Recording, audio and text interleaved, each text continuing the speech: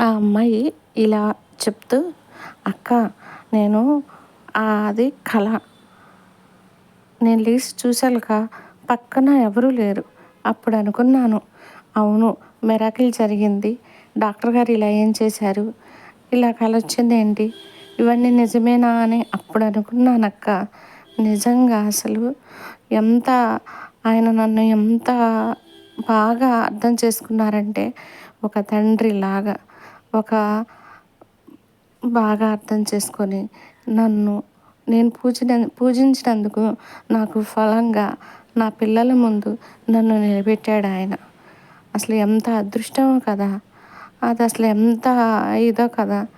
నేను చెప్పి అందరికీ తెలిసేటట్లు చెయ్యాలని చెప్పేసి నేను చెప్పానక్క. "నువ్వు ఎలాగో వీడియోస్ చేస్తున్నావు కదా, అందరికీ చెప్పు" అని చెప్పింది ఆ అమ్మాయి.